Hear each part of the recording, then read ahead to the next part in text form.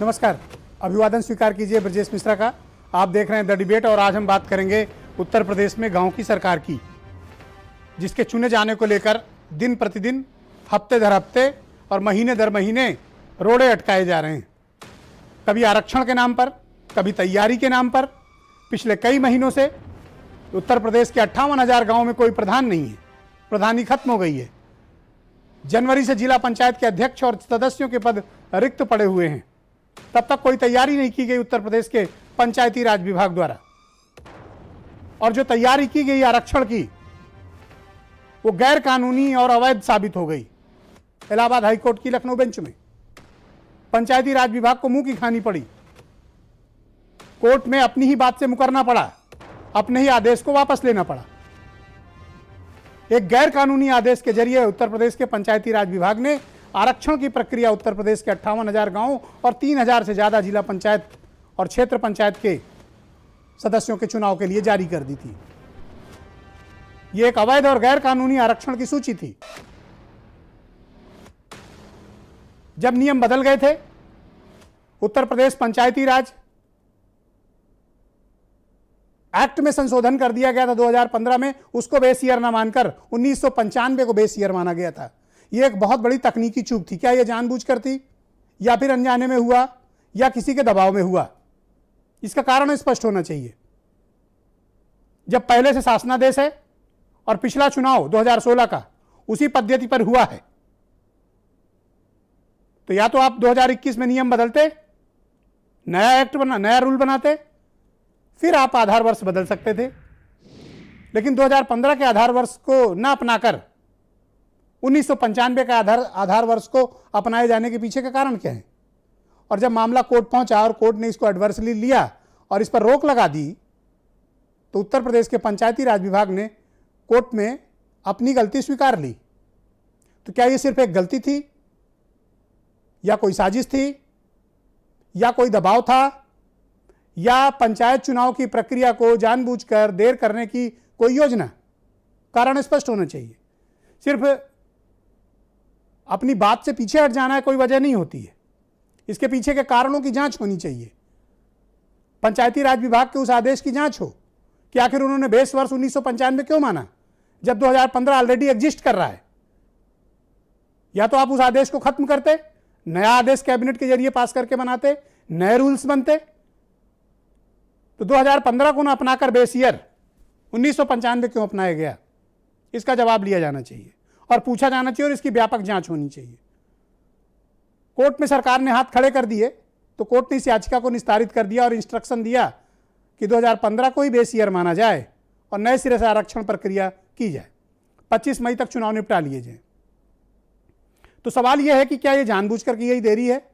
क्योंकि जब आपको पता है कि दिसंबर में प्रधानी खत्म हो रही है, जनवरी में जिला पंचायत अध्यक्षी खत्म हो रही है, तो समय पर चुनाव क्यों नहीं कराए जा रहे हैं? क्या विधानसभा और लोकसभा के चुनाव में ऐसा होता है? नहीं होता है। तो आप अपने चुनाव तो समय से कराते हैं, लेकिन गांव की सरकार का चुनाव समय पर क्यों नहीं होता है? करोड़ों लोगों के अपनी सरकार का जब हम ये कहते हैं कि हम गांव इकाई को मजबूत करेंगे, ग्राम स्वराज की योजना का संकल्प हम लेते हैं, तो हमें यह भी इंश्योर करना पड़ेगा कि गांव की सरकार समय से गठित हो, तभी गांव का विकास हो पाएगा। प्रशासक नियुक्त कर दिए गए हैं, 5 महीनों से विकास कार्यक्रम रुके पड़े हैं गांव में। इसका जिम्मेदार कौन है? क्या हम समय से चुनाव भी नहीं करा सकते? और क्या ये अभी अचानक पता चला कि दिसंबर में प्रधानी खत्म हो रही है और जनवरी में जिला पंचायत, हमें चुनाव उसके पहले करा लेनी चाहिए? क्यों नहीं कराया गया? कराया जाना चाहिए था। ये चूक किसकी है? इसकी जांच होनी चाहिए। और उस पर ये ब्लंडर कि 1995 को बेस ईयर क्यों माना गया, 2015 क्यों नहीं, जो ऑलरेडी एग्जिस्ट कर रहा है? क्या उसे किसी सरकारी आदेश के जरिए उस रूल को खत्म किया गया? नहीं। पिछला चुनाव क्या बेस मानकर किया गया 2015, तो फिर 1995 को आधार वर्ष क्यों माना गया? और जब मामला फंसा तो बैकफुट पर क्यों आ गई सरकार? इसकी जांच होनी चाहिए और पता लगाया जाना चाहिए क्या यह रोड़ा अटकाया गया है या फिर यह कुछ और है। लोकतांत्रिक प्रक्रिया में सभी बॉडीज को अपनी अपनी सरकार चुनने का हक है, वो भी समय से। राज्य निर्वाचन आयोग हो या चुनाव आयोग, उनका कर्तव्य ही यही होता है कि वो समय से चुनाव कराएं और चुनाव प्रक्रिया को निष्पक्षतापूर्ण पारदर्शी तरीके से अमली जामा पहनाएं और जहां की जैसी सरकार है उसको स्थापित करें। इसी कार्य और इसी दायित्व के लिए राज्य निर्वाचन आयोग का गठन किया गया। लेकिन अफसोस की बात यह है कि इस पूरे प्रकरण पर उसकी भूमिका शून्य है। सरकार जैसा चाह रही है राज्य निर्वाचन आयोग वही कर रहा है। अब नए सिरे से सूची बनेगी और मानकर चलिए कि 20 से 25% सीटों का आरक्षण फिर बदल जाएगा। जो गांव में तैयारियां हो चुकी थी, जिस प्रकार का सीटों का बंटवारा हो चुका था, कैंडिडेट डिसाइड हो गए थे, अब वो एक क्षण में फिर खत्म सब। अब नए सिरे से बनेगा। यह प्रशासनिक मशीनरी, गवर्नमेंट के रिसोर्सेज, बेहद कीमती लोकतांत्रिक समय, इसकी बर्बादी है और इसकी बर्बादी करने वालों की जिम्मेदारी निश्चित की जानी चाहिए। कौन इसके लिए रिस्पॉन्सिबल है यह तय किया जाना चाहिए। यह कोई छोटी मोटी बात नहीं है। ये देश की लोकतांत्रिक प्रक्रिया के साथ मजाक करने की कोशिश की गई।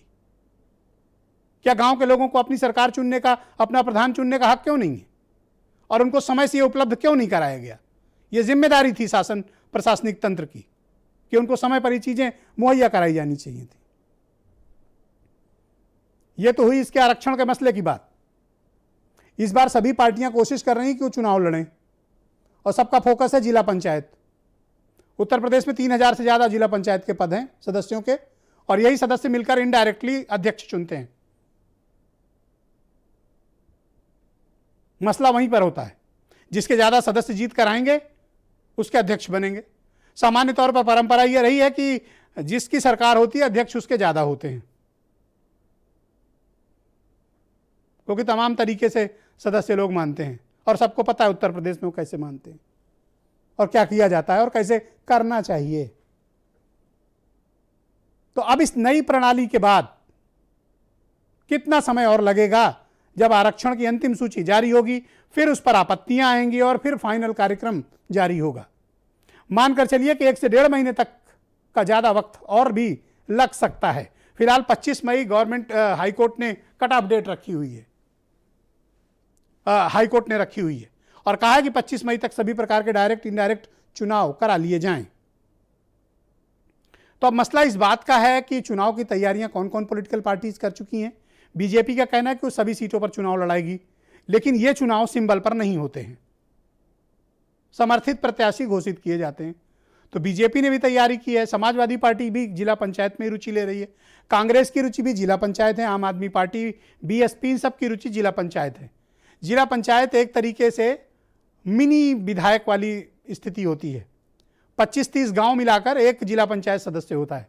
सामान्य तौर पर एक विधानसभा सीट पर 5 से 6 और कहीं कहीं 7 जिला पंचायत सदस्य होते हैं। ये एक डेमोग्राफी है जिला पंचायत सदस्यों की। तो ये चुनाव पंचायत के उत्तर प्रदेश की राजनीति के लिए बेहद महत्वपूर्ण इसलिए हैं क्योंकि अब 9 महीने के बाद चुनाव है उत्तर प्रदेश में और हर विधायक की सांस अटकी हुई है जिला पंचायत सदस्यों और ग्राम प्रधानों पर, क्योंकि जिसके ज़्यादा जीत कराएंगे वही विधानसभा में ज़्यादा मजबूती से अपनी उम्मीदवारी को और अपने वोट हासिल कर सकेगा। तो ये एक तरह का क्वार्टर फाइनल है। किसके लिए? विधायकों के लिए, क्योंकि ये कार्यकर्ताओं का चुनाव होता है और ये चुनाव का संचालन विधायक लोग करते हैं। तो ये उनके लिए बहुत बड़ा एसिड टेस्ट है। तो अभी आरक्षण का पेंच दूर होगा, फिर ये चुनाव शुरू होगा। कुछ बयान सुने, फिर इस डिबेट को आगे बढ़ाएंगे। पिछले दिनों भी इलाहाबाद हाईकोर्ट की लखनऊ बेंच में एक रिट हुआ था, जिस पर माननीय न्यायालय ने 2015 के अनुसार चुनाव कराने की बात कही है। सरकार उसका अध्ययन करके उस पर आगे बढ़ रही है और पंचायत चुनाव निश्चित रूप से समय के अंदर पूरा होगा। सरकार की विफलताओं को जन जन तक ले जाने का और जिला पंचायत के चुनाव में मजबूती के साथ लड़ने का काम कांग्रेस पार्टी करेगी। सरकार को खुद जिम्मेदारी लेनी चाहिए थी।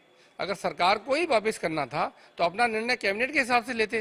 कोर्ट के कंधे पर रख के बंदूक क्यों चलाना चाहते हैं? तो यह सरकार कंफ्यूज्ड है, इसकी मंशा ठीक नहीं है और इसने कोर्ट का भी प्रयोग किया है अपना ही व्यक्ति से केस कराकर और विपक्ष के रूप में एडवोकेट जनरल को प्रस्तुत कर अपने हिसाब से दोबारा से निर्णय कराकर। योगी आदित्यनाथ की सरकार पिछले दिनों से ही जिला पंचायत के चुनाव टालने की कोशिश कर रही थी। सरकार ने जिस तरीके से मनमानी तरीके से आरक्षण की प्रक्रिया लागू की और उसके खिलाफ लोग हाईकोर्ट गए, उससे ये लगता है ये जरूर कि सरकार मनमानी तरीके से जो आरक्षण लागू करना चाहती थी और चुनाव कराने के लेकर उसकी जो मंशा है वो साफ नहीं है। तो आज की डिबेट को आगे बढ़ाते हैं। मेरे साथ राजेंद्र भौनवाल पूर्व राज्य निर्वाचन आयुक्त जुड़ चुके हैं, दीपक सिंह कांग्रेस से हैं, रोहित अग्रवाल राष्ट्रीय लोकदल से हैं, अमित पुरी भारतीय जनता पार्टी से हैं, प्रोफेसर अभिषेक मिश्रा मुझे ज्वाइन कर चुके हैं, समाजवादी पार्टी के लीडर हैं और फार्मर कैबिनेट मिनिस्टर हैं, और राजेंद्र पाल गौतम जी दिल्ली सरकार में कैबिनेट मंत्री हैं और आम आदमी पार्टी के उत्तर प्रदेश में पंचायत चुनाव के प्रभारी। वीरेंद्र सिंह जी हमारे स्टेटेड, बहुत शुक्रिया, धन्यवाद। कार्यक्रम की शुरुआत में भौनवाल जी से करना चाहता हूँ। राज्य निर्वाचन आयुक्त रहे लंबे समय तक उत्तर प्रदेश में, बहुत शुक्रिया आपका भौनवाल साहब। इतनी बड़ी चूक कैसे उत्तर प्रदेश की सरकार और पंचायती राज विभाग कर सकता है कि बच्चे बच्चे को पता है कि बेस ईयर 2015 होना चाहिए, वो ना करके 1995 क्यों किया गया? आपको हैरानी नहीं हुई? नहीं, ये बात सही है, जैसा आपने भी कहा कि चुनाव समय से कराने की जिम्मेदारी सरकार की भी है और साथ में निर्वाचन आयोग की भी है। और इस मामले में यदि सरकार नहीं कर रही थी तो राज्य निर्वाचन आयोग को आगे आके उस बात के ऊपर दबाव डालना चाहिए था सरकार के ऊपर कि वो समय से हो। और इसके लिए संविधान में राज्य निर्वाचन आयोग को काफ़ी शक्ति भी प्राप्त हुई है और सुप्रीम कोर्ट ने भी ये कहा है कि यदि सरकार उनकी बात नहीं मानती है राज्य निर्वाचन आयोग की तो वो सीधे हाई कोर्ट जा सकते हैं या सीधे सुप्रीम कोर्ट भी जा सकते हैं। तो इतनी ताकत है राज्य निर्वाचन आयोग के पास में, तो उनको भी समय से सरकार को कहना चाहिए था कि समय से कराएं।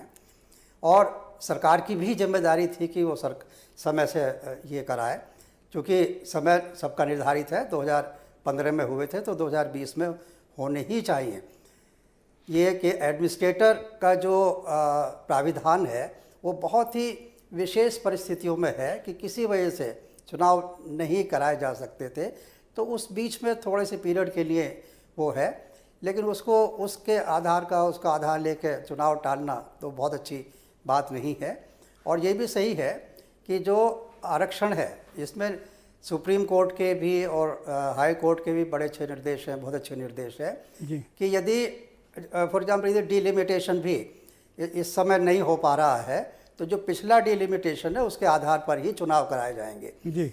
और आरक्षण का भी जो चक्रानुक्रम है वो पिछले 2015 से ही मानना चाहिए, जैसा आपने भी कहा, वो बिल्कुल सही। सर, हाई कोर्ट ने भी ये बात कही कि 2015 का रूल आपके पास एग्जिस्टिंग है, वो ऑलरेडी 2016 में इम्प्लीमेंटेड हुआ था, उसके बावजूद आपने 1995 क्यों चुना? कोर्ट खुद हैरान है। और जब पूछताछ शुरू हुई तो सरकार कह रही कि हम वापस ले रहे हैं, हम 2015 लागू कर देंगे। ये तो बचपने वाली बात हुई ना, या तो कोई दबाव था और या फिर ये जानबूझकर किया गया। कानून में किसी तरह के कोई, अब मैं ये तो नहीं कह सकता, लेकिन कानून का जहाँ तक प्रश्न है उसमें बड़ा क्लियर है, उसमें कोई किसी तरह का संदेह वाली बात या कोई अस्पष्ट बात नहीं है जी। और कहा ये 2015 के आधार पर ही होना चाहिए था और उसी के अनुसार हाई कोर्ट ने भी अपना निर्णय दिया है जी। अब राज्य निर्वाचन आयोग के पास क्या विकल्प मौजूद हैं? क्योंकि अब तो बड़ा लंबा टाइम दे दिया गया, फिर से पूरी प्रक्रिया शुरू होगी। मैं ये नहीं समझ पा रहा हूं कि राज्य निर्वाचन आयोग सिर्फ एक सजावटी वस्तु क्यों बना हुआ है, वो अपने अधिकारों का इस्तेमाल क्यों नहीं कर रहा है? देखो, तो मैंने कहा कि करना चाहिए और राज्य निर्वाचन आयोग के पास में बहुत शक्तियां हैं। मैंने जैसा कहा कि सुप्रीम कोर्ट ने बड़े स्पष्ट शब्दों में कहा है कि यदि सरकार उनकी बात नहीं मानती है तो वो सीधे हाई कोर्ट को या सुप्रीम कोर्ट को अप्रोच कर सकते हैं जी। और उस समय फिर सुप्रीम कोर्ट हाई कोर्ट निर्देश देगा जो सरकार को मानने पड़ेंगे। मैं नहीं समझ पा रहा हूँ कि राज्य निर्वाचन आयोग ने क्यों उन शक्तियों का प्रयोग नहीं किया जिसके वजह से ये समय से चुनाव नहीं हो पा रहे हैं। लेकिन अब चलिए, उम्मीद है कि चूँकि हाई कोर्ट ने अब तो निर्देश दे दिए हैं, अब तो उसका पालन करना ही होगा सरकार को भी और राज्य निर्वाचन आयोग को भी। करेक्ट है सर। अमित पुरी भारतीय जनता पार्टी के प्रवक्ता हैं, मेरे साथ मौजूद हैं। ये गलती जानबूझकर है या कोई दबाव है? पुरी साहब, आपने 2015 को बेस ईयर ना मान के पंचायती राज विभाग ने 1995 को बेस ईयर क्यों माना? कारण? मुझे लगता है कि कहीं पर कोई किसी किस्म का ना दबाव था और ना किसी किस्म की कोई साजिश थी कि चुनाव को डिफर करना है। अगर ऐसा होता तो 3 जजमेंट इस केस के अंदर हैं, 2 अलग अलग रेट पिटीशंस में, 4 फरवरी का, 12 मार्च का और 15 मार्च का। किसी भी एक ऑर्डर के अंदर, जजमेंट के अंदर कोर्ट ने इस दिशा में कुछ भी इंगित नहीं किया। हाँ, यह जरूर सही है कि 1995 को मानने के पीछे क्या तर्क थे और 2015 को मानने के पीछे क्या तर्क थे। 2015 में समाजवादी पार्टी की सरकार के समय जब ये चुनाव हुए तो उन्होंने अब जो शासनादेश जारी किया उसमें उन्होंने ये कहा कि पूरी आरक्षण की चक्रानुक्रम की जो प्रणाली है 1995 से वह पूर्ण कर दी गई है। और मेरा मानना है कि वो सत्य नहीं है, क्योंकि 1995 में ही जिस समय पहली बार 94 के बाद स्टेट एक्ट में अमेंडमेंट हुआ मुलायम सिंह जी की सरकार में, उसी समय इन चुनाव के अंदर अनुसूचित जाति के प्रतिनिधित्व को लेकर तमाम प्रश्नवाचक चिन्ह उत्पन्न हुए थे। पश्चिमी उत्तर प्रदेश से लेकर के मध्य उत्तर प्रदेश में इटावा, मैनपुरी की बेल्ट के अंदर कभी भी अनुसूचित वर्ग को चक्रानुक्रम में आरक्षण नहीं मिला। सरकार ने उसके आधार पर एक फॉर्मुलेशन किया। कोर्ट ने उसमें बेस ईयर के बारे में सरकार की अवधारणा से अपनी असहमति व्यक्त करते हुए जो सब्सटेंशियल डाटा था पॉपुलेशन के बारे में, उसके बेस ईयर के अंदर उन्होंने अपना एक प्रेजेंटेशन किया और गवर्नमेंट ने कंसीड किया कि ठीक है, हमें कोई आपत्ति नहीं है। और अब कुल मिलाकर 10 दिन का अंतर पड़ेगा। एक प्रश्न मेरा एक लाइन कह लूं, आपका प्रश्न लूंगा। 15 मई तक ये चुनाव हो जाने थे पूर्व आदेश के तहत, डायरेक्ट और इनडायरेक्ट दोनों। अब वो 25 मई तक हो गए। मात्र 10 दिन का अंतर आएगा इस पूरी प्रक्रिया के अंदर। मैं 10 दिन क्या 10 घंटे की देरी भी गलत है। मेरा प्रश्न ये है, आप कह रहे हैं कि 2015 में विसंगतियां थी। आपकी उत्तर प्रदेश में बहुमत की सरकार है जी, पूर्ण बहुमत की गवर्नमेंट है। आप कैबिनेट से पास करा के रूल चेंज कर देते 2015 का, वो न करके आपने अवैध और गैर कानूनी तरीके से 1995 को बेस ईयर क्यों माना, जबकि 2015 का नियम ऑलरेडी लागू है। और अगर आपको यही करना था तो आप 2015 के नियम को आसानी से कैबिनेट में ले जाके बदल सकते थे, नए रूल्स बना सकते थे, पर आपने ऐसा नहीं किया। दो अलग ये अवैध है, नहीं, ये गैर कानूनी है, और ये इलाहाबाद हाईकोर्ट कह रहा है, ये ब्रजेश मिश्रा नहीं कह रहे हैं। इलाहाबाद हाईकोर्ट ने इसे अनकॉन्स्टिट्यूशनल नहीं कहा, इसलिए नहीं कहा। इलाहाबाद हाईकोर्ट ने आपने वापस ले लिया पिटीशन, इलाहाबाद आपने अपने ऑब्जेक्शंस वापस ले लिए और आपने कहा कोर्ट जो कहेगा हम मान लेंगे। क्यों? क्योंकि आपने गलत किया था। इसकी जांच होनी चाहिए। मैं बता रहा हूं, 2 अलग अलग परसेप्शंस है। अगर 2015 के आधार पर यह मान लिया जाए कि जैसा समाजवादी पार्टी की सरकार ने कहा था कि पूरा चक्रानुक्रम लागू हो गया है, तो फिर मैटर रिमिट बैक हो जाता है बेस ईयर 1995 में जो इंसेप्शन ईयर था। नया नियम क्यों नहीं बना रहे हो आप? मुझे एक लाइन में जवाब दो। आपके पास बहुमत है, आपके पास बहुमत है, आप नया नियम क्यों नहीं बनाए? अगर इतनी विसंगतियां छोड़कर गए थे समाजवादी, आपकी सरकार है, आपने नए नियम क्यों नहीं बनाए? आप उसमें परिवर्तन करते और रूल्स 2021 बना लेते। कौन रोक रहा है आपको? मुझे लगता है कि इसमें जो परसेप्शन जो भी नोट आया होगा, मैं डायरेक्ट वर्किंग में नहीं हूं उसकी, लेकिन मैं मानता हूं कहीं ना कहीं इसमें समझदारी ये एक बहुत बड़ी प्रशासनिक चूक है, या कोई दबाव है, और इसकी कोई दबाव नहीं था। चाहिए। हाँ, बिल्कुल सही है। जो भी अगर मैं कहता हूं इस पर इंक्वायरी होनी चाहिए। ठीक है, कोई ओके, प्रोफेसर अभिषेक डोमेन में होनी चाहिए। थैंक यू पुरी साहब, शुक्रिया आपका। प्रोफेसर अभिषेक मिश्रा, ये आपकी ही सरकार की विसंगतियां थी 2015 की, जिसके कारण ऐसा पुरी जी का दावा है कि वो फॉल्टी था आरक्षण की प्रक्रिया, और इन्होंने बेस ईयर 1995 मान लिया। क्या आप इस बात से सहमत हैं? हालांकि हाईकोर्ट सहमत नहीं है। ब्रिजेश जी, इसका जवाब सवाल का ऑनरेबल हाईकोर्ट ने आंसर कर दिया है। ऑनरेबल हाईकोर्ट को अगर विसंगतियां दिख रही होती तो वो कभी नहीं कहता कि उस हिसाब से आदेश करिए। हाईकोर्ट कह सकता था कि भाई आप इसको दोबारा से शुरू करिए। इसमें 2-3 बहुत महत्वपूर्ण सवाल हैं। जब आपको यह पता था कि दिसंबर में डेडलाइन है, तो यह चीज जनवरी में, फरवरी में, मार्च में क्यों हो रही है? यह चीज इंटरनल वर्किंग होनी थी, ऑफिसेस सारे खुले हुए थे, सारी फंक्शनिंग चल रही थी। यही काम जुलाई में क्यों नहीं हुआ, अगस्त में क्यों नहीं हुआ, सितंबर में क्यों नहीं हुआ? जो लोकल इलेक्टेड गवर्नमेंट का कॉन्सेप्ट है डेमोक्रेसी का, जो डेमोक्रेसी की धारणा है, नींव है कि हमको लोगों को साथ चल के चल रहा है, उन्हें यह अधिकार देना है कि वो अपनी सरकार स्वयं चुन सके। उसको एडमिनिस्ट्रेटर अपॉइंट करके उस लोकतंत्र की भावना को नुकसान पहुंचाने का, हर्ट करने का, किल करने का काम भारतीय जनता पार्टी की सरकार ने किया है। दूसरा सवाल कॉन्स्टिट्यूशनल एम्बिग्यूटी का है। कोई कॉन्स्टिट्यूशनल एम्बिग्यूटी नहीं है। इलेक्शन कमीशन की बिल्कुल सीधी वाजिब जिम्मेदारी थी, पूरी तरह उनकी यही जिम्मेदारी थी। दूसरा कौन सा चुनाव वो कराते हैं? उनको कौन सा विधानसभा और लोकसभा कराना होता है? उनको यही चुनाव कराने थे जिसमें ग्राम प्रधान, जिला पंचायत सदस्य, ब्लॉक प्रमुख, क्षेत्र पंचायत सिर्फ सदस्य, यही एक ग्राम जिम्मेदारी पंचायत होती है सदस्य उनकी। मतदान करते हैं, उनके लिए चुनाव होता है। और वो भी काम वो नहीं कर पाए, तो जो भी लोग हैं उनके खिलाफ, और ये कॉन्स्टिट्यूशन का फंडामेंटल राइट है हमारा और आपका अपने आप को रिप्रेजेंट करना, वोट करना, अपने आप में ये हमारा कॉन्स्टिट्यूशनल पूरी अधिकार है। साहब इसके आराम लिए से। सुप्रीम कोर्ट हम जा सकते हैं। अगर कोई आदमी आज सुप्रीम कोर्ट चला जाए इस बात पे कि मुझको अधिकार नहीं दिया जा रहा मेरी सरकार चुनने का, तो सुप्रीम कोर्ट भी स्टैंड ले लेगा इस पे। तो ये बिल्कुल इनकॉम्पिटेंस है, सरकार की इनकॉम्पिटेंस है, जो विभाग का मंत्री है उसकी जबरदस्त इनकॉम्पिटेंस है।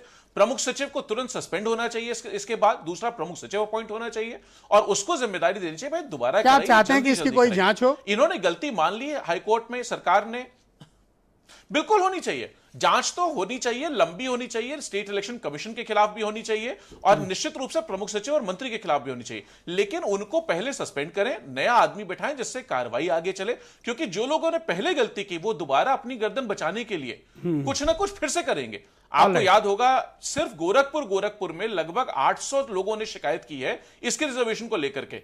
गाजीपुर का प्रकरण आपके सामने आया होगा जहां शिकायत आई कि लोगों ने पैसा लेकर के आरक्षण बदलने का काम किया। तो भारतीय जनता पार्टी की सरकार ने कॉन्स्टिट्यूशनल फ्रंट पे फेल हुई है, एडमिनिस्ट्रेटिव फ्रंट पे फेल हुई, पूरी तरह इनकॉम्पिटेंट है। इन लोगों के खिलाफ तुरंत कार्रवाई होनी चाहिए और अभी भी उसको आगे खींचना चाह रहे हैं। दीपक सिंह कांग्रेस के एमएलसी हैं और प्रवक्ता भी हैं और संसदीय मामलों के जानकार भी हैं। ये पंचायत चुनाव का क्या तमाशा चल रहा है और आपकी पार्टी का क्या स्टैंड है इस विषय पे?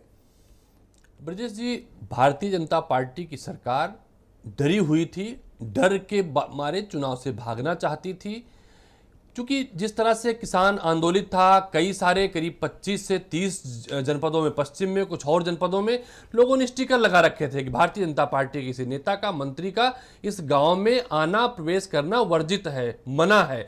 तो भारतीय जनता पार्टी ने डर के मारे एक ऐसा अन्यायपूर्ण काम किया, जैसे कोई छात्र अपने स्कूल में उसे जब ज्ञान नहीं होता, घर के होमवर्क करके नहीं आता, पढ़ाई में अच्छा नहीं कर पाता, तो वो गलत काम करता है तो डांट खाता है मास्टर की। ये सरकार 21 बार कोर्ट से डांट खा चुकी है। इस सरकार को क्या क्या कोर्ट ने नहीं कहा है। और पंचायत राज एक्ट में जिस तरह से 6 महीने से पंचायत के सीटें रिक्त हैं, वहां पर सरकारी धन का खुल्लम खुल्ला बंदरबांट हो रहा है। अभी तक सरकार के धन का अधिकारी दुरुपयोग करते थे, अब निचले स्तर पर पंचायत के जो प्रतिनिधि नहीं हैं वहां पर मनमाने ढंग से काम किए जा रहे हैं। और इनके अधिकारी, जैसा अभी हमारे एक्सपर्ट कह रहे थे कि आखिर सरकार तैयारी किस बात करती, सरकार की जिम्मेदारी बनती थी, इस विभाग की जिम्मेदारी बनती थी कि चुनाव समय पर होने हैं, उन समय पर आरक्षण के क्या नियम हैं, नियम क्या हैं, पंचायती राज एक्ट क्या कहता है, उस एक्ट के हिसाब से काम किया जाए। क्योंकि जब राजीव गांधी ने इस पंचायती राज एक्ट का गठन किया था तो उनकी मंशा ये थी कि सरकार गांव तक काम करे। ये ग्राम सरकार थी, जिला सरकार थी, ब्लॉक सरकार थी और भारतीय जनता पार्टी ने बहुसंख्यक लोगों का, जिनको रिजर्वेशन फायदा इसमें आप राज्य निर्वाचन आयोग की जिम्मेदारी मानते हैं या पंचायती राज विभाग की? दोनों का। देखिए ब्रजेश जी, ये एक ऐसा उत्तर प्रदेश देखने को मिल रहा है जिसमें लोकतंत्र समाप्त हो गया है, जो एक्ट है उसकी गला घोटा जा रहा है और निर्वाचन आयोग। मैं तो एक बात कह रहा हूं भाई, ये कोई नियम बदलना कोई रॉकेट साइंस थोड़ी है कि आपको मंगलयान पे अपना ग्रह भेजना है, बड़ा विज्ञान की जरूरत है। सिंपल सा तरीका है, विभाग ड्राफ्ट कर देने नियम, कैबिनेट लाइए, अप्रूव कर दीजिए और उसको इंप्लीमेंट कर दीजिए, जरूरत पड़े तो सदन से पास करा लीजिए। ये कोई रॉकेट साइंस थोड़ी है, ये तो सामान्य लोगों को पता है ये बात। ये अब बहुमत में हो, अभी नहीं कि कोई दिक्कत है, कोई मेजोरिटी इकट्ठा करनी पड़ेगी। ब्रजेश जी, बदल लो नियम, जो हमारा पर जो करो भैया नियम से करो ना, कानून से करो। पंचायती राज गलत भी करना है तो नियम पालन करो ना। पंचायती राज एक्ट जो कहता है, स्टेट को बहुत राइट इसमें है भी नहीं जी। तो ये अज्ञानी लोग हैं। इसमें जो आपने मांग की, मैं इसको जायज ठहराता हूं। इसके पीछे निर्वाचन आयोग और इस विभाग के अधिकारी, इस विभाग के भ्रष्टाचार की अगर कभी आप स्टोरी करेंगे, सबसे भ्रष्टम विभाग रहा। इसके अधिकारी बड़ी जड़ तक इसमें इन्वॉल्व है, उनसे आप कोई काम नहीं करा सकते हैं। अच्छा, अब एक अंतिम पॉलिटिकल सवाल का जवाब, क्या पंचायत चुनाव लड़ेगी आपकी पार्टी? कांग्रेस पार्टी पंचायत का चुनाव लड़ेगी। प्रधानी भी लड़ोगे? जिला पंचायत का चुनाव कांग्रेस पार्टी मजबूती से लड़ेगी और भारतीय जनता पार्टी के अहंकार को तोड़ेगी। तो ओके, राजेंद्र पाल गौतम जी दिल्ली सरकार में कैबिनेट मिनिस्टर हैं, आम आदमी पार्टी के सीनियर लीडर हैं और अपनी पार्टी में पंचायत चुनाव के उत्तर प्रदेश के प्रभारी हैं। आपने आरक्षण के मसले को देखा होगा उत्तर प्रदेश में। बेस ईयर 2015 न मानकर 1995 माना गया, जबकि एग्जिस्टिंग रूल कह रहे थे 2015 ऑलरेडी इंप्लीमेंटेड है और ऑलरेडी एग्जिस्टिंग है, उसके बावजूद ऐसा किया गया। इस पर मैं आपकी राय जानना चाहता हूं। और दूसरा, क्या आपकी पार्टी उत्तर प्रदेश में पंचायत चुनाव लड़ेगी? उत्तर प्रदेश में हम लोग जिला पंचायत का चुनाव लड़ेंगे और इस पूरे मामले में जो राज्य का चुनाव आयोग है वो अपनी संवैधानिक जिम्मेदारियों को निभाने में पूरी तरह से विफल रहा है।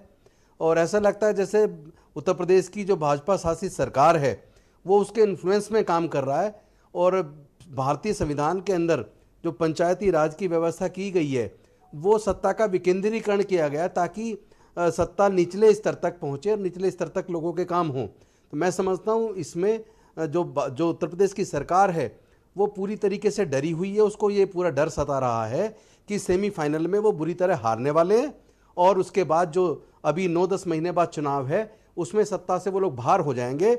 इसीलिए उसको उन्होंने 1995 के नियम को लाके 2015 के नियम को ख़त्म करके करने का जो प्रयास किया है ये एक विकृत मानसिकता है जो पूरी तरीके से संविधान के विरुद्ध में जाकर भारतीय जनता पार्टी की सरकार में देखने में ये भी आ रहा है कि ज़्यादातर संवैधानिक संस्थाओं को इन्होंने अपने कब्जे में लेने का प्रयास किया है, चाहे वो केंद्र का चुनाव आयोग हो चाहे वो स्टेट का चुनाव आयोग हो, यहाँ तक कि कई बार तो आप तो दिल्ली की पार्टी है ना, आपको उत्तर प्रदेश में इतनी दिलचस्पी क्यों है गौतम जी?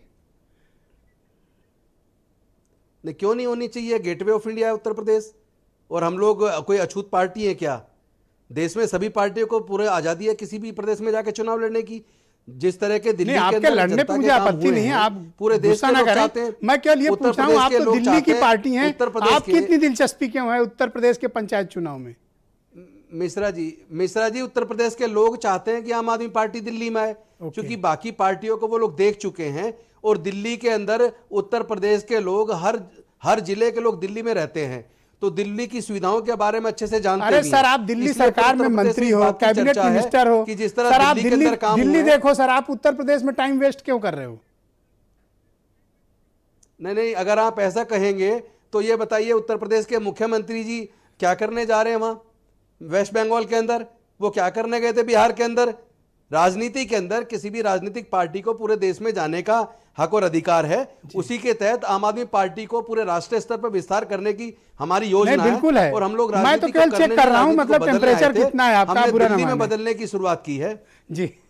मैं समझ ब्रजेश जी, मैं ये मानता हूं कि आज अच्छे राजनीति की जरूरत है, राजनीति को बदलने की जरूरत है। राजनीति कोई जरिया नहीं है कि आप अपने पैसे कमाने का जरिया बना लें। बल्कि राजनीति लोगों के काम करने का जरिया है। धन्यवाद। इसी के तहत हम लोग काम कर रहे हैं। दिल्ली के काम को रोहित अग्रवाल राष्ट्रीय लोकदल के प्रवक्ता है। भाई रोहित, मैं आपसे जानना चाहता हूं कि ये क्या है भाई, आपके पास नियमावली है 2015 की और आप 1995 के हिसाब से आरक्षण कर रहे हैं। मतलब ये काम कक्षा 8 का बच्चा भी ना करे और ये कैसे हो गया?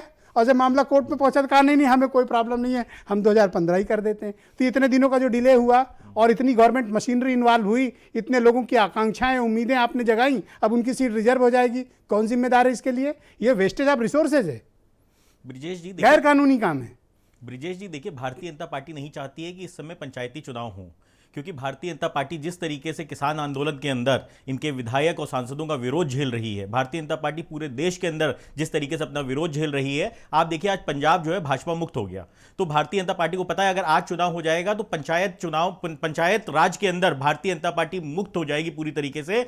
इसलिए ये आम दाम सन दंड भेद जो भी करना पड़े इन्हें, ये चुनाव नहीं होने देंगे। 25 मई की जो अंतिम डेट दी है, मैं आपको चैलेंज के साथ कह रहा हूं, बड़ी जिम्मेदारी से कह रहा हूं ब्रिजेश जी, कि ये चुनाव 25 मई तक भी समाप्त नहीं होंगे। अभी 2-4 और गलतियां होंगी सरकार से और आप इसको आर्काइव में रख लीजिएगा इस डिबेट को और उसके बाद ये क्लिप चला लीजिएगा। 25 मई तक ये चुनाव शुभ बोलो, हो जाने दो चुनाव। क्यों भारतीय जनता पार्टी नहीं चाहती है ऐसा? क्यों श्राप दे रहे हो? नहीं, हो जाने दो चुनाव। गांव के लोग का चुनाव है, पीछे पड़ गए, अपना चुनाव समय पे कराओगे। बताता हूं मैं आपको। देखिए, चौधरी चरण सिंह जी ने 1984 में अपने मैनिफेस्टो में लिखा था कि पंचायती राज के अंदर पंचायत जो सिस्टम है उसको शक्ति देने का काम करना चाहिए। उससे गांव, गरीब, खलियान के से जुड़े हुए जो लोग हैं, खेत से जुड़े हुए जो लोग हैं, उनको शक्ति मिलेगी और जो विकेंद्रीकरण है शक्ति का वो गांव तक पहुंचेगा। लेकिन ये जो सरकार है ये केंद्रीकरण चाहती है। राजेंद्र भवनवाल जी, थैंक यू। भवनवाल जी, मैं आपसे जानना चाहता हूं कि राज्य निर्वाचन आयोग के समक्ष किस प्रकार की चुनौतियां होती हैं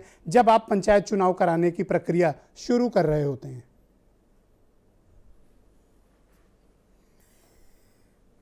देखिए, एक तो जो पंचायती राज एक्ट है उसमें जो चुनाव की तारीख तय करने का जो अधिकार है वो in consultation with state government है। तो स्टेट गवर्नमेंट की सहमति भी उसमें आवश्यक होती है, और चूँकि नोटिफिकेशन भी सरकार को ही करना होता है, तो लेकिन चुनाव आयोग का ये जरूर कर्तव्य है कि वो समय से सरकार को बता दे कि अब चुनाव का ये समय है, और ताकि समय से नोटिफिकेशन हो जाए। ताकि नोटिफिकेशन का ड्राफ्ट भी राज्य निर्वाचन आयोग, जब हम लोग थे, हमने टाइम से भेज दिया था और टाइम से हो भी गया था, तो हमें कोई दिक्कत उसमें नहीं आई थी। इसमें मुझे लगता है कि कुछ आरक्षण के नियमों को लेके कुछ रिसेंटली सुप्रीम कोर्ट से एक आदेश आया है, उम्मीद है कि वो आदेश आपने अखबारों में जरूर पढ़ा होगा, जिसमें सुप्रीम कोर्ट ने कहा है कि कोई भी सरकारी अधिकारी राज्य निर्वाचन आयुक्त नहीं हो सकता। नहीं, वो तो जो पद पे हैं इस समय, सुप्रीम कोर्ट का जो निर्णय आया है, वो जो इस समय सर्विस में हैं वो राज्य निर्वाचन आयुक्त नहीं हो सकते। ओके। क्योंकि कुछ स्टेट में इस तरह की वो है कि जो कोई आईएएस अधिकारी है जो सर्विस में है, उनको ही राज्य निर्वाचन आयोग भी बना देते हैं उसमें। तो सुप्रीम कोर्ट ने कहा कि जो सर्विस में हैं वो राज्य निर्वाचन आयोग नहीं हो सकते, ताकि वो निष्पक्ष रूप से काम कर सकें। रिटायरमेंट होने के बाद में वो नियुक्त हो सकते हैं, उस पर सुप्रीम कोर्ट ने कोई रोक नहीं लगाई है। आपका अनुभव क्या कहता है कि सरकारें इस तरह का चुनाव कराने में, पंचायत के या निकाय के चुनाव कराने में टाल मटोल क्यों करती हैं, हटनी बस्ती क्यों है? आपका अनुभव क्या कहता है, कारण क्या है इसके पीछे? आपने तो महसूस किया होगा। नहीं, मैं तो नहीं समझता कि जब हम लोग थे तो हमें कोई दिक्कत नहीं हुई। हमने समय से चुनाव कराए भी जी। और सरकार से भी हमें पूरा सहयोग मिला था, कोई किसी प्रकार की दिक्कत नहीं आई। हो सकता है इस समय कोरोना की वजह से शायद कुछ दिक्कत रही हो, जिसके वजह से वो आरक्षण समय से पूरा नहीं कर पाए। पर सर, कोरोना ने ये नहीं कहा कि 1995 को बेस ईयर मान लो, वो शासन की है। कोरोना ऐसा नहीं कर सकता। नहीं, वो गलत किया क्योंकि 2015 जो चक्रानुक्रम 2015 के आधार पे ही होना चाहिए था।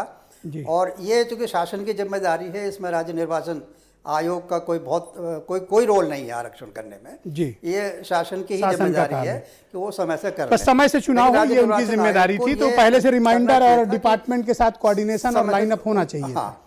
और यदि सरकार नहीं करती है तो उनके पास अधिकार है कि वो कोर्ट में जाके ये कर। अरे सर, बड़े ताकतवर राज्य निर्वाचन आयुक्त रहे हैं, आप रहे हैं। आपको, मुझे याद है कि आपके टाइम में क्या धमक थी राज्य निर्वाचन आयोग की। एसके अग्रवाल के समय क्या धमक हुआ, सतीश अग्रवाल के टाइम क्या धमक हुआ करती थी। वो तो कलेक्टर को भी सस्पेंड कर देते थे।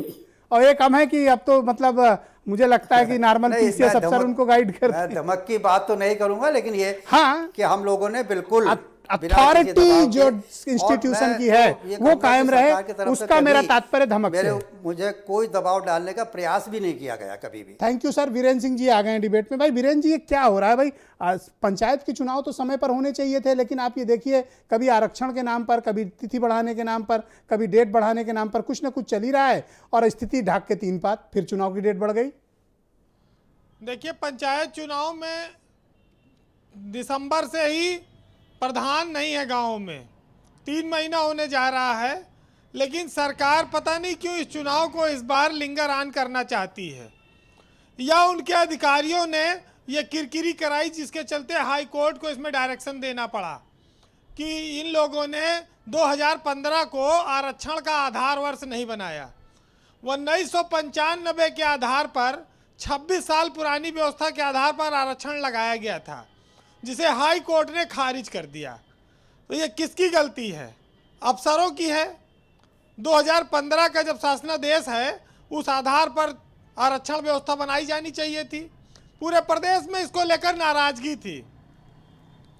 बीजेपी ऐसा लगता है कि पंचायत चुनाव से भाग रही है। क्यों भाग रही है, ये बात अमित पुरी साहब ने नहीं बताई, लेकिन भागने के पीछे एक कारण ये है कि इनके नेता गांव में जा नहीं पा रहे हैं, और ये ऐलान कर रहे हैं प्रदेश कार्य समिति में कि हम सिंबल पे लड़ेंगे। अब सांसद, विधायक, इनके खिलाफ गांव-गांव में नारेबाजी हो रही है। किसान आंदोलन ने बीजेपी को इतना घेर रखा है, पश्चिमी उत्तर प्रदेश में खास तौर से, कि ये चुनाव सिंबल पे लड़ने की हिम्मत नहीं कर पाएंगे, आसान नहीं होगा इनके लिए। अब इसी बहाने कुछ दिन चुनाव टलता रहा है, इधर 4 राज्यों में देश में चुनाव चल रहा है, वहाँ का भी चुनाव हो जाए तो उसको भी इस चुनाव का कोई असर न जाए।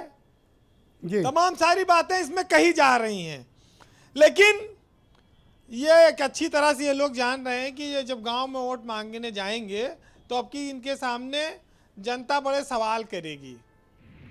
अब बीजेपी की सरकार में भाई होली भी आ गई इसी चुनाव में, तो प्रधानी कैंडिडेट का खर्चा भी बढ़ गया, दारू और मुर्गा भी ज्यादा पिलाना पड़ेगा। हाँ, अब होली समय त्योहार। अवधि बढ़ गई भाई, किसी हर आदमी हाँ। के पास एक इलेक्शन का फंड होता है। हाँ, अब वो उसमें व्यवस्था बढ़ानी पड़ेगी, कर्जा और उनकी तकलीफों का कोई अंत नहीं है बेचारों का। मैं तो उनके वीडियो सुनता हूँ, बड़ा दुखी होता हूँ।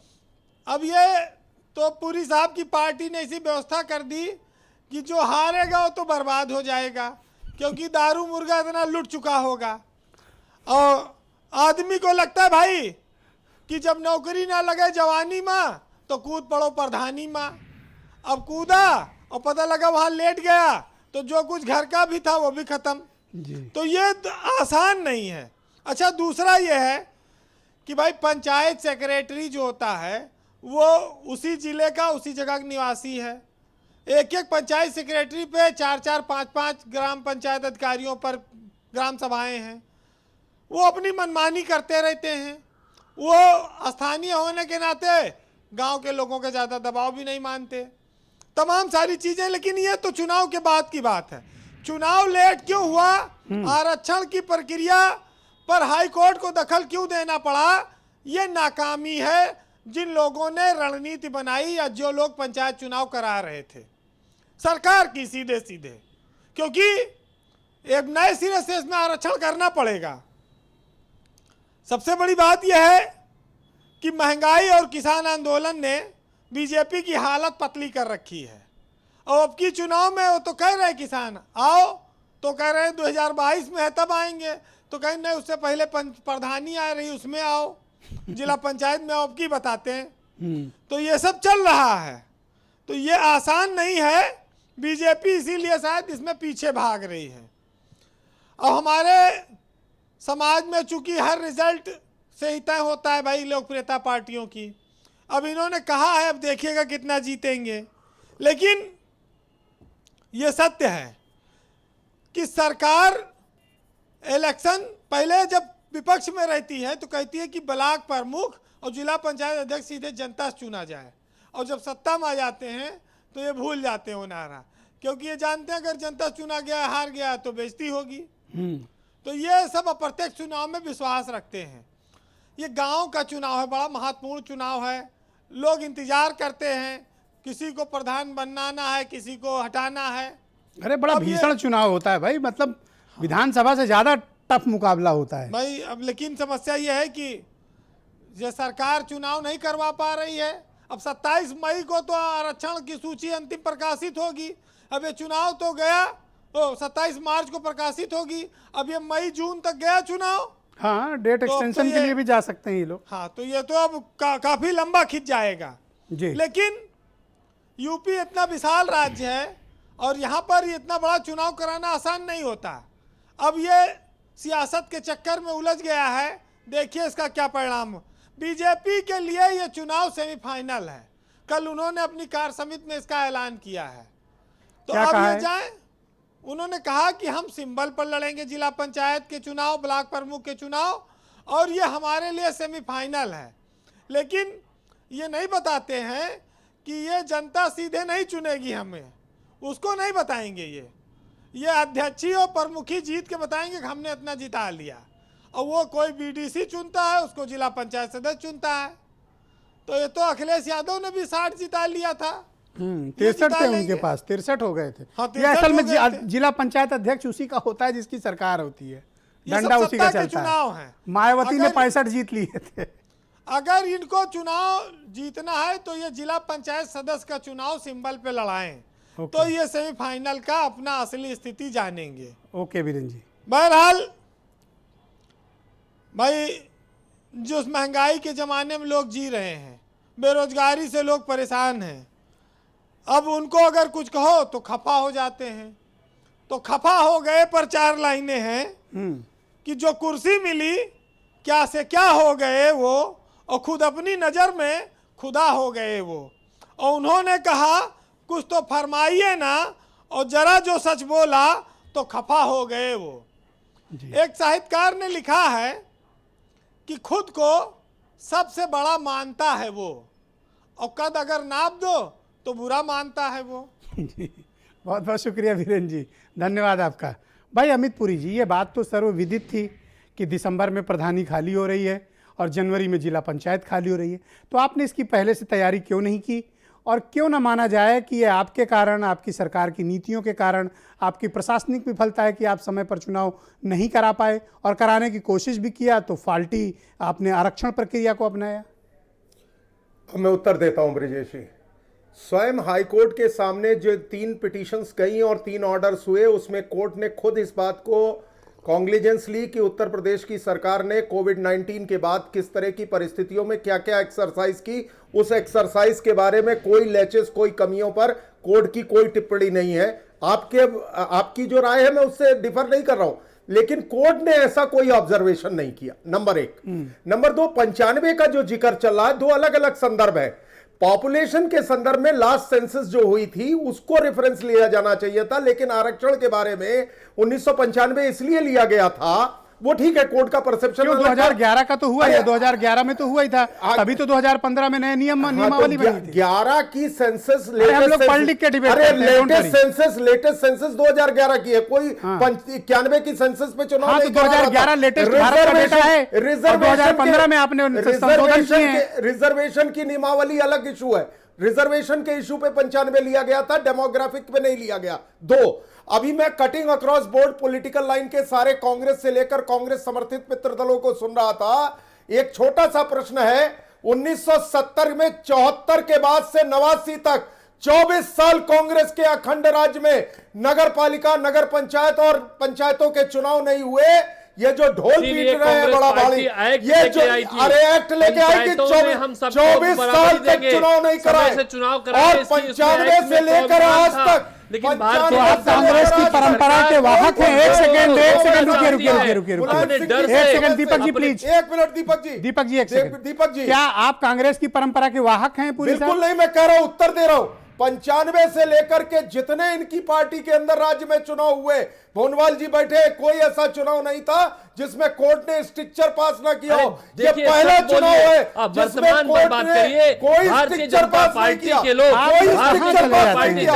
95 से लेकर के लगातार 2015 तक कोर्ट ने इन चुनाव को लेकर उस समय की सरकारों पर स्ट्रिक्चर पास किए थे। अब उनके आरक्षण चेंज हो जाएंगे, वो कहां पर जाएंगे? क्या अभी आपने जिस तरह का उल्लेख किया, ये नियमावली के विरुद्ध था, एक नौसिखिया सरकार नहीं कर पाती, क्योंकि सरकार के पास अपना ज्ञान नहीं है। बड़ा दर्द है आपको, इनके अधिकारियों ने बताया अपनी बात को छुपाने के लिए, अपने डर से कौन रिस्पॉन्सिबल है दीपक जी? भारतीय जनता पार्टी की सरकार ने उत्तर प्रदेश के हजार सच्चाई है के धन की बर्बादी कराई है, उनके प्रचार प्रसार पर पानी फेरने का काम किया है भारतीय जनता पार्टी। धन्यवाद। प्रोफेसर अभिषेक मिश्रा को स्क्रीन पे लाया जाए, आप दोनों शांत हो जाए। थैंक यू, मुझे रोकना पड़ेगा अगर आप शांत नहीं होंगे तो। प्रोफेसर अभिषेक मिश्रा जी, चुनाव में देरी हुई, कौन जिम्मेदार है, क्या कार्रवाई होनी चाहिए और इसके पीछे का इंटेंशन क्या है? ब्रिजेश जी, चुनाव में जो देरी हुई वो सरकार ने समय की बर्बादी, धन की बर्बादी, सरकारी मशीनरी की बर्बादी की, और जो गरीब आदमी है, जो नौजवान है, जो किसान है, जो गांव में रहता है, उसके खिलाफ अन्याय किया, उसके खिलाफ अत्याचार किया। पूरी की पूरी जिम्मेदारी सरकार की है। और ये कमाल की बात है, अभी भारतीय जनता पार्टी के प्रवक्ता जो कह रहे थे, मुझे ऐसा लग रहा था कि जितनी दिक्कतें हैं वो तो अच्छा, उन्होंने ये नहीं कहा कि सब नेहरू की गलती थी, वरना हो सकता है वो आज का जवाब न देकर के यही गिनाते रहते कि पहले आपके बीच में नहीं बोले थे ना, आपके बीच में नहीं बोले थे। यस, गो अहेड प्रोफेसर साहब। दिक्कत यही है ना भाजपा वालों की, कोई बात नहीं जानते, गो अहेड प्लीज। वो सिर्फ एक लय में चिल्लाना जानते हैं और पिछली बात करते हैं। अरे आपको आज सरकार चलानी है, उत्तर प्रदेश को आने वाले कल का जवाब चाहिए। भारतीय जनता पार्टी को मुझे ये उम्मीद है कि उत्तर प्रदेश देख रहा है। अच्छा, आप तो मंत्री भारतीय रहे हो जनता ना, पार्टी किस तरह आप हर चीज बताओ की अगर जब नियमावली गलती चेंज करती है, करना पकड़ी हो जाती है। तो क्या प्रोसेस है? जी। क्या प्रोसेस है? जी बिल्कुल। देखिए 2011 का सेंसस था लास्ट, जो भी रिजर्वेशन की बात हो रही थी। सेंसस में जिस तरह पॉपुलेशन का मूवमेंट होता है, ओबीसी का, एससी एसटी का, उसका डेटा टैब्यूलेशन होता है, उसको लेकर के आप नई नियमावली बना सकते थे। कोर्ट में अपने विभाग से पास कराते, कैबिनेट ले जाते, जरूरत पड़ती तो लेजिस्लेशन ला सकते थे, उसकी जरूरत थी नहीं। लेजिस्लेशन के बिना सिर्फ कैबिनेट से वो एक्ट अप्रूव हो सकता था और उसके बाद आप जाकर के उसको लागू कर देते। और ये सारी तैयारी इनको अगस्त, सितंबर, अक्टूबर, नवंबर में करनी थी, जिससे दिसंबर में चुनाव हो जाता। अब विधानसभा का चुनाव मान लीजिए अगले मार्च से पहले ड्यू है, उसको 6 महीने अगर आगे चला दें क्योंकि एक्ट नहीं पास कर पाए, तो इस तरह तो काम नहीं चल सकता। ये पूरा डेमोक्रेसी के खिलाफ है। और इनकी दिक्कत सबसे बड़ी ये है ब्रिजेश जी कि ये डर गए हैं। महंगाई बहुत बड़ा मुद्दा हो गया है आज। 100 रुपए का पेट्रोल और डीजल हो गया है, 1000 रुपए के आसपास का लगभग सिलेंडर बिक रहा है। लोग बेरोजगार हो गए हैं, बिजली के दाम आसमान छू रहे हैं। 4 साल में 4 बार इन्होंने बिजली के दाम बढ़ा दिए। बेरोजगार इस तरीके से उत्तर प्रदेश को कर दिया है भारतीय जनता पार्टी ने कि आज तक कभी भी बेरोजगारी नहीं। इनसे जनता इतनी नाराज है, इतनी राजेंद्र पाल गौतम जी, हिम्मत है तो करा ले चुनाव। गौतम जी, आप लोगों के पास पंचायत चुनाव में जा रहे हैं और संगठित होकर जा रहे हैं, जैसा कि आप क्लेम कर रहे हैं, आपके मुद्दे क्या हैं?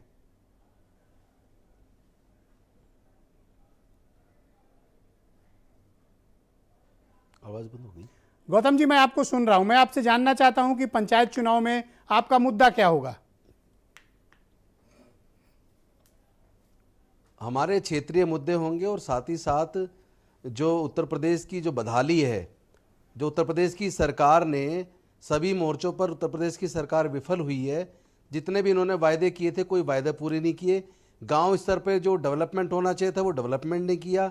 और जो प्राथमिक एजुकेशन है, प्राथमिक शिक्षा, चिकित्सा है, वो पूरी तरीके से फेल है।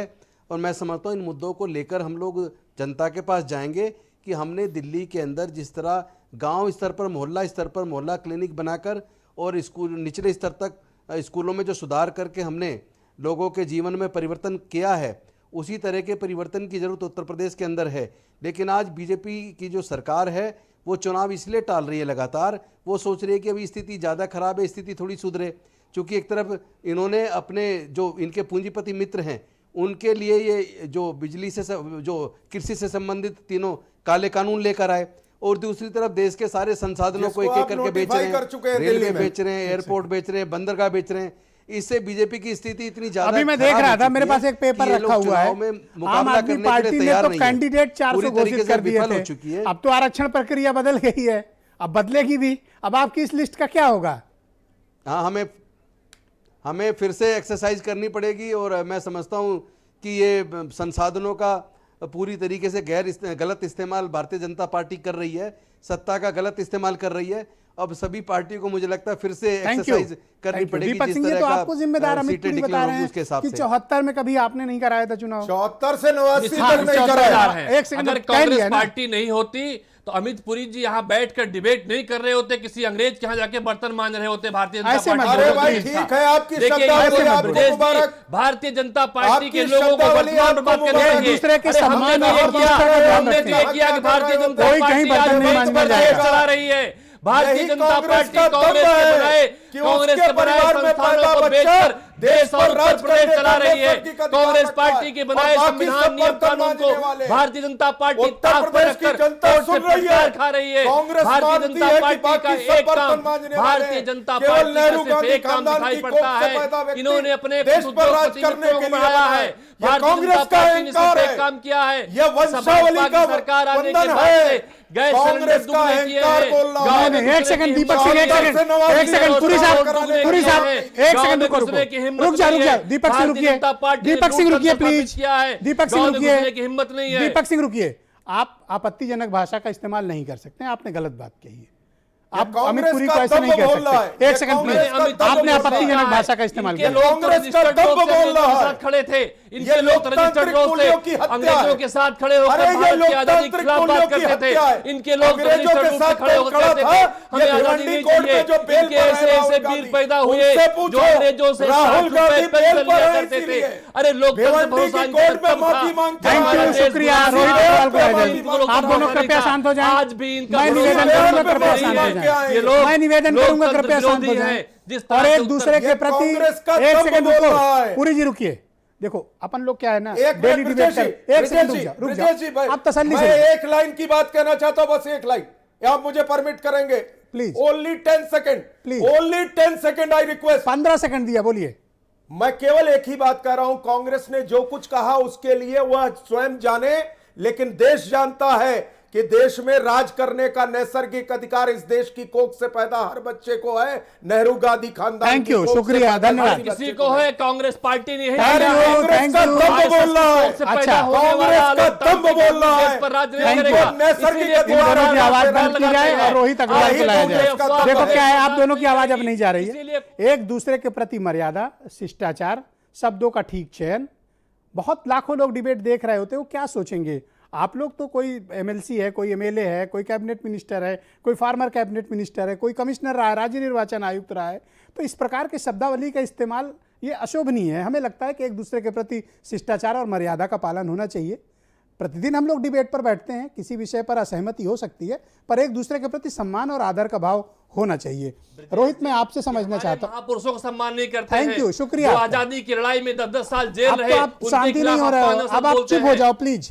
मैं रिक्वेस्ट करता हूँ, हो गई बात, आपने कह ली, आपने दो कड़वी बात कही, उन्होंने कही, मैंने तो समाधान निकाला बीच में। ओके रोहित, मैं आपसे जानना चाहता हूँ कि इस फाल्टी प्रक्रिया के लिए कौन लोग जिम्मेदार हैं और क्या कार्रवाई होनी चाहिए? देखिए ब्रिजेश जी, पूरी तरीके से भारतीय जनता पार्टी जिम्मेदार है। बीजेपी क्यों ऐसा कर रही है? क्योंकि भारतीय जनता पार्टी जो शक्तियां हैं उसका केंद्रीकरण करना चाहती है। अभी तो ये सिर्फ पंचायत चुनाव के लिए कर रही है, आगे देखिएगा विधानसभा चुनाव के लिए भी ये यही करेंगी। क्योंकि भारतीय जनता पार्टी, देखिए ये लड़ाई चौधरी चरण अरे सिंह जी की कुछ जिलों विचारधारा की की पार्टी आप बीजेपी पे ऐसा लगा, तो आप 2-4 जिले की पार्टी और ऐसे आरोप लगाते हो, विजय जी, बुरा मत मानना वो मेरी तो बात। आजकल भारतीय जनता पार्टी के नेता सो नहीं रहे हैं। माननीय जयंत चौधरी जी की जो पंचायतों में भीड़ आ रही है, उसको देख के भारतीय जनता पार्टी के नेता और इवन जो हमारे ऐसा है क्या पूज्य पुरी जी? मुख्यमंत्री जी हैं, जिनके साथ उनको भी खड़े नींद हो नहीं वो, आ रही है। उन्होंने कभी पश्चिमी उत्तर प्रदेश में अनुसूचित जाति के लिए रिजर्वेशन नहीं होने दिया। मतलब ये याद है? कहाँ पहुंच ये जाते याद हैं? है कहाँ पहुंच कि जाते हैं कभी मितुरी पश्चिमी जी? उत्तर अभी प्रदेश तीन के काले चुनाव कृषि क्यों नहीं कानून करा की रहे बात रोहित? करें। रोहित तीन का काले चुनाव कृषि कानून की बात पुरी करें। जी, जो चौधरी सुना चरण है सिंह जी की प्लीज। विचारधारा पुरी थी, जी शांत होइए। अनुसूचित ओके, जाति जस्ट के रोहित, प्रतिनिधि- देखिए रोहित जी विजय चुनाव जी, क्यों नहीं ये करा रहे हैं? ये प्रॉब्लम क्या हमेशा है? डिरेल करना चाहते हैं, हमेशा सारी आप- गलतियां नेहरू आप- जी की थी। आप बोलें। तो मैं बताता हूं, जो चौधरी चरण सिंह जी की विचारधारा थी कि शक्तियों का विकेंद्रीकरण करना। पंचायती राज के अंदर एक सिस्टम होता है जिसके अंदर जो प्रधान होता है उसके पास प्रधानमंत्री की तरह पावर होती है। उसमें एक सिस्टम है, वहां पे मंत्री होने चाहिए सफाई के और सारे व्यवस्थाओं के। तो उसको विकेंद्रीकरण करना चाहते थे चौधरी चरण सिंह जी, और आरएसएस चाहती है शक्तियों का केंद्रीकरण करना। ऐसी स्थिति में ये पंचायती आज गांव पिछले 6 महीने से बेसहारा महसूस कर रहा है, क्योंकि अगले 3 महीने तक चुनाव संपन्न होने की डेट दी है हाईकोर्ट ने, जिस पे अभी ये चलेंगे नहीं। मैंने अभी पिछली बार आपको कहा कि मैं आपको चैलेंज के साथ और पूरी जिम्मेदारी से कह रहा हूं, 25 मई तक भी चुनाव खत्म नहीं कराएंगे। ये अभी नए पैतरे लेके आएंगे चुनाव को टालने के लिए। देखिए इससे ज्यादा दुखद क्या होगा, जिस सरकार को चुन के जनता ने भेजा हो और वो सरकार के प्रतिनिधि जनता के बीच में जाके बात ना कर पा रहे हो। उस सरकार के प्रतिनिधि जब जनता के बीच में जा रहे हैं तो उनको विरोध झेलना पड़ रहा है। इससे ज्यादा अपना हर्ष क्या देखेंगे? ये कहां नहीं, कौन जा रहा, सब तो जा रहे हैं। पश्चिम उत्तर प्रदेश के अंदर भगाए जा रहे हैं इनके विधायक। कहां भगाए जा रहे हैं? विजय जी, स्थिति ये है कि अपने घरों में वो बता रहे हैं मजा में जा रहे हैं। बटोर के 150 लोगों को बटोर के फोटो खिंचवा रहे हैं ये, और बता रहे हैं कि साहब हमने सभा कर ली। स्थिति है आप समझिए घर के अंदर। अभी इनके भाजपा के एक नेता अपने घर के अंदर, अपना एक स्कूल है उनका छोटा सा, उस स्कूल के अंदर उन्होंने सभा की 100 आदमियों को बटोर के बाहर पुलिस लगा के सिक्योरिटी लगा दी। तो स्थिति इनकी ये है, पश्चिम उत्तर प्रदेश में तो एक कदम नहीं रख पा रहे हैं गांव में। तो आप सोचिए इससे ज्यादा बुरा हर्ष क्या होगा? परिणाम आ जाएंगे, पता लग जाएगा, परेशान ना हो। चुनाव का तो पता लग ही रहा है। भारतीय जनता पार्टी जिस तरीके से कभी कोरोना के नाम पे, कभी गलत सूची के नाम पे चुनाव को टालने की कोशिश कर रही है, तो आपका हर्ष पता चल ही रहा है। समझ लीजिए, झुकने नहीं देगा राष्ट्रीय लोकदल। माननीय जयंत चौधरी जी मैदान में हैं और किसान का कर्ज शुक्रिया, नहीं देंगे। शुक्रिया। भारतीय जनता पार्टी की आरएसएस की जो विचारधारा है वो देश के ऊपर थोपने हम नहीं देंगे। ओके, आप सभी का शुक्रिया, बहुत बहुत धन्यवाद। डिबेट ओवर, धन्यवाद। और आप सभी का भी बहुत बहुत शुक्रिया बहनों भाइयों। कोरोना थोड़ा फैल रहा है, ध्यान रखिए, मास्क का इस्तेमाल करिए, सोशल और फिजिकल डिस्टेंसिंग का पालन करिए। देश के कई राज्यों में कोरोना वायरस के संक्रमण की शिकायतें या खबरें मिल रही हैं, आपको भी उत्तर प्रदेश में सावधानी की आवश्यकता है। धन्यवाद, नमस्कार, शुक्रिया।